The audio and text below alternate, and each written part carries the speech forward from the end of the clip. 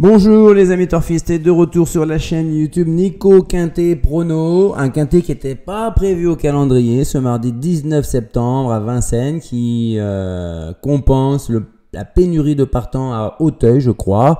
Il n'y a pas une course support possible du Quintet Plus. Donc on va se retrouver pour une petite course, mais bon, on va prendre du plaisir à l'étudier et à essayer de dégoter le magot. Alors là, s'abonner, ça veut dire cliquer sur la cloche, abonnez-vous à toutes les notifications. On met un pouce bleu pour valoriser la chaîne. Je fais du mieux que possible. Certains trouvent que c'est un peu difficile en ce moment, mais c'est difficile pour tout le monde. Malgré tout, vous voyez, ce dimanche à Vincennes, c'était pas dur. Il fallait jouer les 7 premiers favoris pour avoir un quintet qui faisait plus de 100 000 euros dans l'ordre. Attention, plus de 100 000 euros dans l'ordre avec les 7 favoris, 1250 euros dans le désordre avec les 7 favoris de la presse. Alors c'est vrai que des fois on se casse la tête à aller chercher loin. Moi le premier. Et là, il me manque, ah non pardon, j'ai oublié de mettre ici le 17 aussi, il me manque que le vainqueur. Voilà, le 8, Josh Power, que je pensais trop juste sur les parcours de tenue, et puis finalement il a eu le parcours rêvé derrière Just Gigolo. Et j'aime le foot, et lui j'aime le foot, ça c'est pas trop couru pour lui, il était en deuxième épaisseur, né au vent quasiment tout le parcours sans pouvoir venir à côté de Justin Bolt. Et malheureusement, il est resté un peu là, mais ça s'est joué dans un mouchoir de poche et il est pas loin, hein. Donc voilà, on enchaîne. Donc en substitution, on trouve cette course pour des chevaux entiers et hongres, mâles et hongres de 5 ans qui n'ont pas gagné seulement 79 000 euros. Ils seront quand même à un nombre important de 16 avec 9 au premier poteau, en première ligne. 7 en deuxième ligne à Vincennes. Sur le parcours, bien entendu, vous avez trouvé des 2100 mètres autostart grande piste. Il faut bien gérer ses efforts, surtout avec des chevaux qui ne sont pas forcément toujours confirmés sur ce parcours-là à Vincennes. Des chevaux sur la montante, des chevaux qui sont dans le doute. On va tenter de vous aider, de vous faire réfléchir à quels peuvent être les bons choix, sachant qu'on ne les connaît pas très bien, donc on ne sait pas qui va débouler derrière les ailes. Voilà, c'est pas évident quand même, hein. Allons-y. Déjà, on va retirer les fantômes, c'est-à-dire le 16 Imoko du Bouillon et le 15 Ildo du Vier qui surprendrait énormément s'il faisait l'arrivée.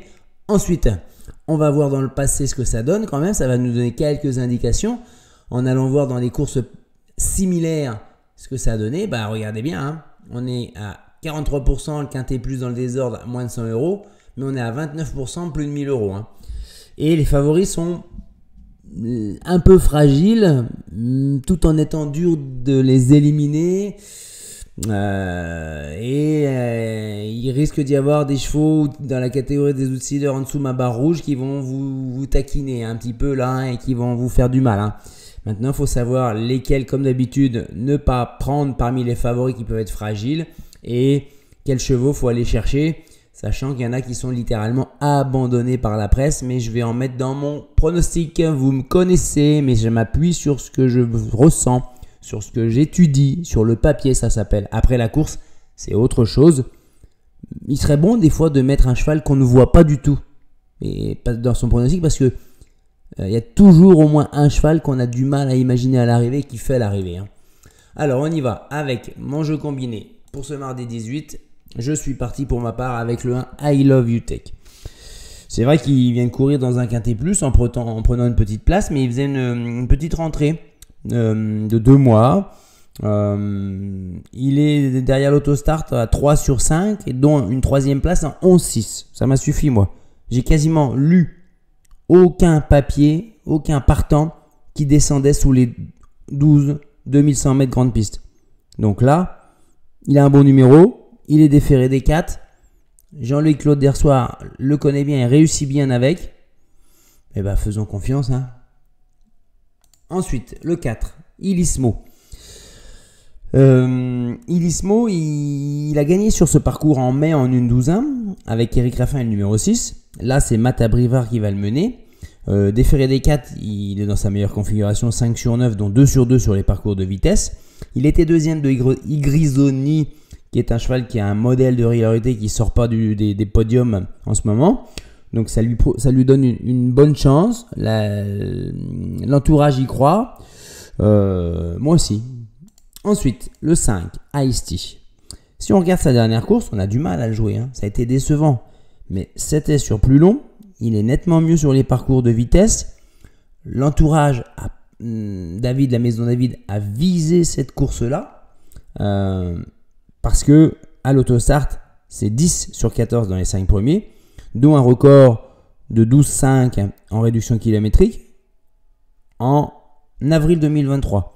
Déféré des 4, ça ne le transcende pas vraiment, mais au moins, tous les atouts sont mis de son côté. Il a un super numéro. Voyons si cette fois-ci, il va aller plus loin. Ensuite, le 12, Irvine Herold. C'est mon coquin de la course, celui qui va casser tous les jeux où il n'y est pas. Parce que il a fait un break de juillet 2022 à février 2023. Ensuite, il a couru sagement ferré 2 fois, sans rien faire. Et ensuite, il a fait 4 courses où il était dans les 4 premiers. Puis derrière, il a été distancé une fois et ils ont voulu l'essayer au monté. Ça n'a pas été concluant.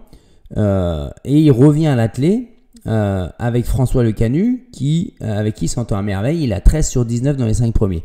Alors pour ce cheval-là, il suffit d'aller voir son entraîneur, de la marque, qui dit donc la même chose, qu'il l'a essayé en montée. Bref, pour ses débuts, c'est mal passé parce que ça allait beaucoup trop vite. Il était ferré lourd. Bref, cette course lui aura fait du bien. On le reverra au montée. Il est vraiment bien au boulot. En seconde ligne, il faut un peu de réussite. Ok, mais il ne devrait pas taper loin. En d'autres termes, il devrait lutter pour la victoire. Bon, quand on lit ça, quand on voit sa progression depuis qu'il est revenu en course, il a le droit effectivement de venir ici. Donc, je me remets en diaporama. Ah oui, c'est bon. Pardon. Voilà, je voulais absolument vous faire lire ça. Ensuite, on y va avec le 11. Invincible du Tay. Invincible du Tay, Émeric Thomas. Déféré des 4. 8 sur 11. Dans les 5 premiers, dont 6 victoires. Donc, c'est vraiment dans ces conditions-là, ça l'a véritablement transformé, métamorphosé ce cheval-là. Certes, il monte un petit peu de catégorie, mais il a déjà obtenu réussir un chrono de 12,9 à Vincennes sur les 2100 mètres autostart grande piste. S'il refait cette valeur-là, il ne sortira pas du tierce écarté. Ensuite, le 9, Infill. Cheval entraîné et drivé par Pierre Verva. Il a tiré un mauvais numéro. Il vient de faire deuxième de Inato Piergi. On pourrait s'arrêter là-dessus. Inato Piergi, c'est un cheval qui a quand même 200 000 euros de gain.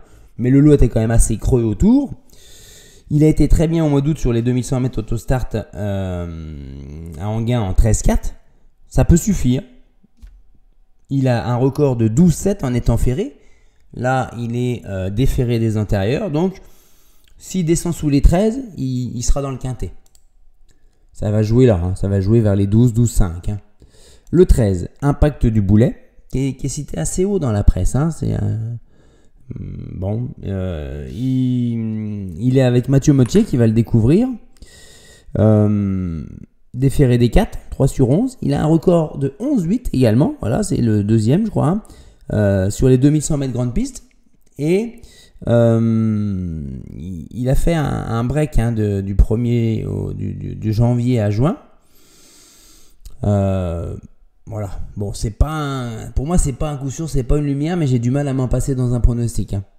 Ensuite, on terminera avec le 2, Illico de Bouteau. Là, mon deuxième surprise, un cheval qu'ils annoncent à 35 contre 1, qui vient de courir dans un quintet là récemment.